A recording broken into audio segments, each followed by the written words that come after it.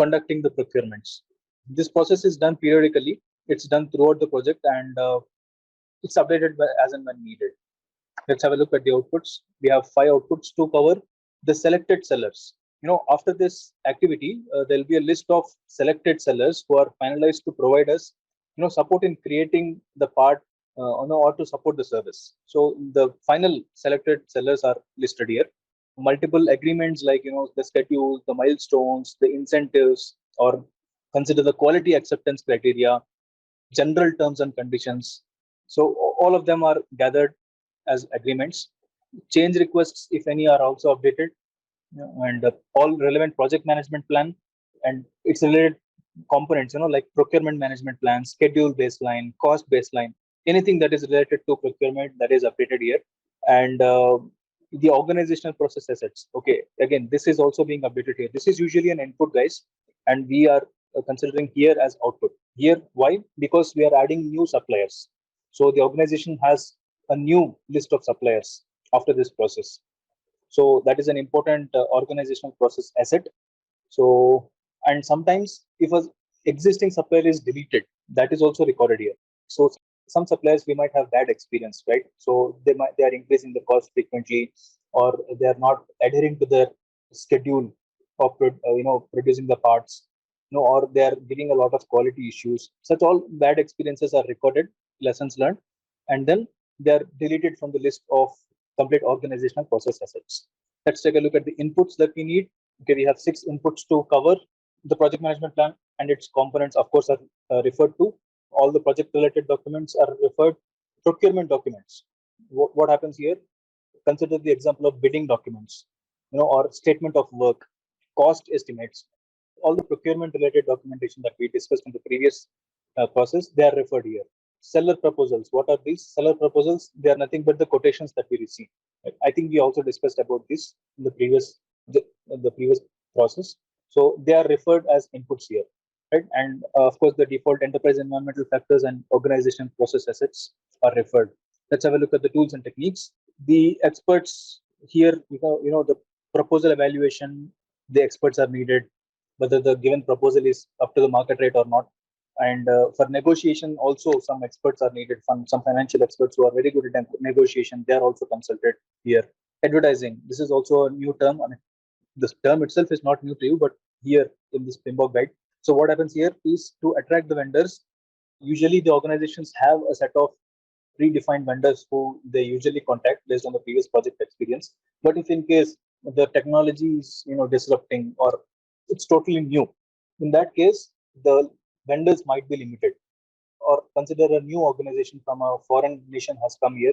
They don't know which is the right vendor. So in this case, the organization give these advertisements in newspaper, in electronic media, in the internet, calling for bidding, right? So that is this advertisement. Bidder conferences, they are nothing but the meetings between buyer and seller. Usually the face-to-face meetings that happen between them.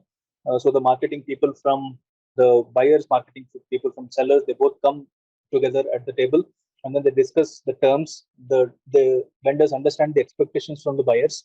Yeah, so they are the bidder conferences. Different data analysis tools are handy, and multiple interpersonal team skills can be used to convince the vendors on the costs. I think we are done with this process. We can move ahead to the controlling procurements, which is the next process. So what happens here is this ensures that both buyer and seller, they are performing to meet the project requirements continuously, and then they are monitored here, controlling or monitoring the performances of both buyer and seller. So because this is a monitoring process, this is done not just at one point in time, this is done throughout the project. Let's have a quick look at the targeted outputs. Okay, we have 7 targeted outputs. Let's quickly go one by one. So starting with the closed procurements, this is a formal written notice to all the vendors that the contract is now completed after ensuring all the deliveries, and then we are closing the procurement. Such formal written notice stating the closure of procurement, that is the closed procurements. So all these statements or the notices are gathered after this. When we talk about work performance information, this includes all the quality reports from vendors, the delivery or schedules, whether they are adhered to or not. All such information is there. The procurement documents like approved change requests, for example, or the technical documents from the vendors. All of them are gathered here. Any change request that is generated through the process, they are also updated. The components from the project management plan, which are relevant here, like procurement management plan, the schedule baseline, and the cost baseline, all of them are also updated. The project documents like lessons learned, the risk register, all of them are also updated here. And here also you can see organizational process assets are being updated. After the monitoring, the experience with the vendor, that might change, just like the previous process. So, or if all there are new schedules that are agreed between the vendors and the buyers, they are also updated here. Let's see what inputs that we need. I think they are all quite general here. As let's see quickly, the project management plan, all the relevant components are referred to, all the relevant project documents like risk register, all relevant documents are referred to here. Agreements like non-disclosure agreements, memorandum of understanding, all these agreements are also referred to as considered as inputs. So similarly, all the procurement documents that we discussed in the previous, all the approved change requests are referred to.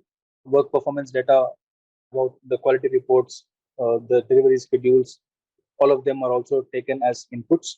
And the default enterprise environmental factors and organizational process assets are also considered as inputs. As you can see, all these are repeated processes, right? So it's no point in repeating the explanation. So I'm running for the sake of time. Okay, tools. Again, the expert who is expert in controlling processes, monitoring processes, they are consulted. The claims administration, I think this is something new. We can spend a bit of time here. Claims, this is a tough case where in case of a concern, let's say we have a quality issue in the product. Now, both seller and buyer, both they are not agreeing that the quality issue is because of their process. So what happens here is this little disagreement becomes an issue, and then it becomes a claim, right? So a claim is something which has no responsible person identified.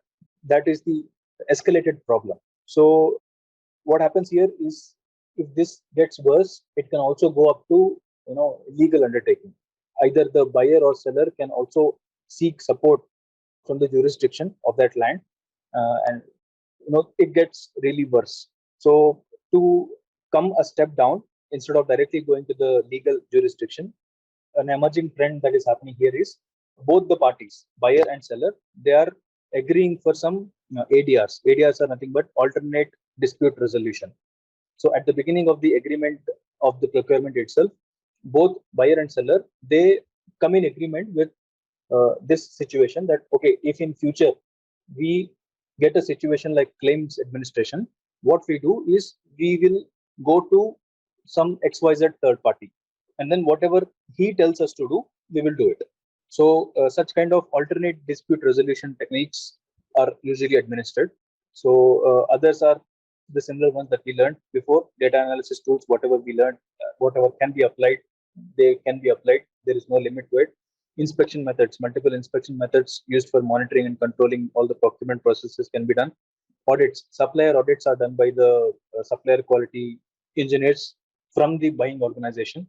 And sometimes a third party audits are also sought out, certification, whether they have TUV certification, whether they have ISI certification, right? So all the certifications are asked for. So audits are an important technique to assess the vendors.